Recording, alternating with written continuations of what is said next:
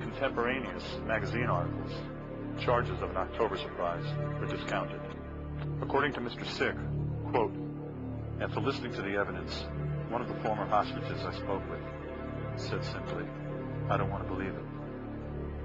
It's too painful to think about. Whatever the truth of the October surprise may be, what is undeniable is that the story is a career graveyard for journalists seeking to work in the corporate mainstream. If you read what the hostages themselves had to say later in their various reminiscences of the experience, and you read some of the press coverage in depth, you find that the Iranians who were guarding the hostages had their stopwatches out. I mean, they were waiting for a particular moment to let those hostages run into the field of vision of the photographers who were all there ready to take their picture. Do you agree with this statement?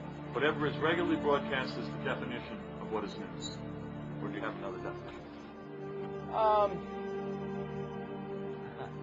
That is a good question because, yeah, I mean, if it happens but you don't hear about it, did it happen?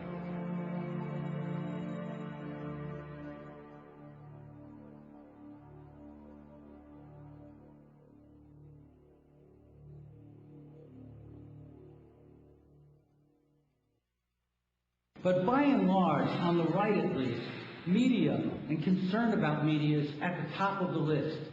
Republicans and the right wing mobilize, they organize, they train people to be in the media. Right-wing foundations spend money on media programs. They fund and subsidize a media presence to create an environment friendly to the views of a real minority in our country by actual numbers. In 1971, Lewis Powell, a corporate lawyer, was 2 months from being nominated to the Supreme Court by President Nixon.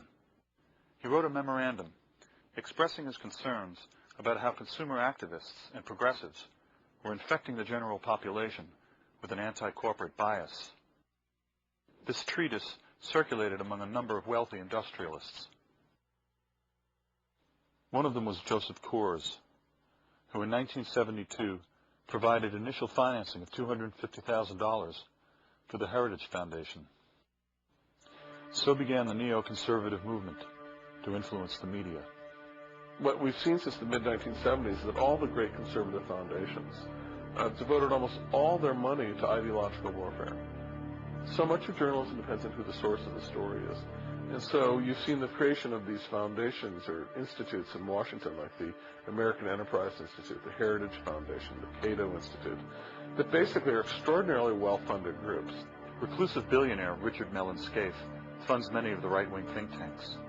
He also underwrote the Arkansas Project, a 4-year multi-million-dollar effort to investigate President Clinton. What has happened is resident fellows at the think tanks are paid to create rationales for predetermined economic and political positions, much like it was done in the old Soviet Union. The truth of the matter is that billions of dollars are being spent to convince the public that their interests and those of the corporations are the same.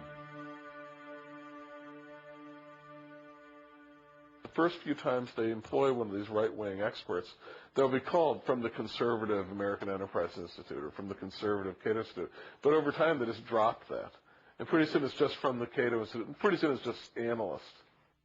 If you're a source and you can have someone weigh in on trade deals, on Supreme Court appointments, on tax bills, giving your perspective, if you've got a series of people who sound like they know what they're talking about of all sorts of degrees, you can really influence the news. Powell singled out commercial TV and the judiciary as areas to influence. TV because it shapes people's minds. The judiciary because many crucial decisions are made by the courts. We've always had an unrealistic view of our judiciary. We don't hold our our judges and our judiciary in general to the same standards of reporting as we do the legislative branch or the executive branch. There's much less coverage. If the Supreme Court had done for Al Gore what it did for George Bush, I give you a 100% guarantee that I would have written the same identical book, The Betrayal of America. 5 members of the United States Supreme Court committed, in my opinion, and I feel very strongly about this, one of the biggest and most serious crimes in American history when they stopped the recount in Florida, took the election away from the American people, and handed it to George Bush. And in a fair and just world, these 5 justices belong behind bars as much as any American white-collar criminal who has ever lived. The mainstream media, they don't even want to talk about what the court did anymore. Their position is, and they've made it very, very clear, the election is over with. We've moved on to covering other matters.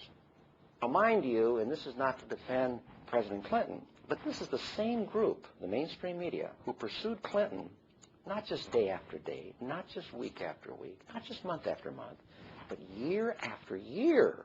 These 5 justices are ardent Federalists, states' rights advocates. And they've said over and over again, we let state courts interpret state law. December the 8th, the Florida Supreme Court ordered a manual recount. The recount started the following morning, a Saturday, December 9th, 8 o'clock. At that point in time, Bush's lead had shrunk over Gore to 154 votes. 2 o'clock in the afternoon, Justice Antonin Scalia steps in with an emergency order supported by the 4 other justices. He said, we got to stop this recount because if it continues, it could, quote, threaten irreparable harm to George Bush, unquote. So even though the election had not yet been decided, the incredible Scalia was presupposing that Bush had won the election, and any recount that showed that Gore had won would threaten irreparable harm to George Bush. Now, if that doesn't show that these justices were trying to steal the election for George Bush, what in the world would? We're supposed to believe as Americans that all judges have some sort of saint-like qualities, that they're not political in any way, and that we can't even discuss it. Justice Clarence Thomas's wife works for the Heritage Foundation, a very conservative think tank in Washington, D.C., that assisted Governor Bush in his transition to power. We don't look at their financial holdings. We don't look at the trips they take to conferences sponsored by ideological groups that want them to rule certain ways. The night of the election, November 7th, Sandra Day O'Connor's at a cocktail party in Washington, D.C. with her lawyer husband, John. Dan Rather comes on the air at 8 o'clock and announces that it looks like Florida's going for Al Gore, whereupon O'Connor blurts out, that's just terrible. She was angry. She was upset. The Wall Street Journal found 3 witnesses at the party to confirm that story. Newsweek found 2. Both the Wall Street Journal and Newsweek went to Sandra Day O'Connor for a comment. She declined comment.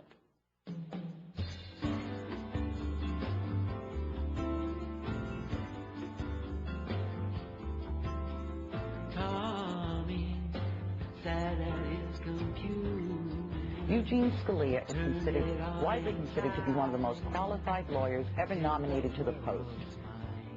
The ties that bind Scalia and Bush's lawyer Ted Olson, who argued before the Supreme Court, come together in the Federalist Society, a judicial group with close ties to corporately funded think tanks.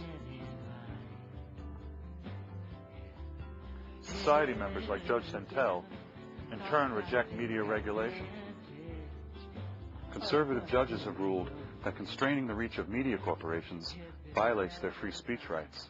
If you read the First Amendment, there's no question but that free speech rights are rights that belong to citizens. They're individual rights. They're our rights. In the 70s, we started to get this new idea of commercial free speech. This is a very, very peculiar notion, commercial free speech.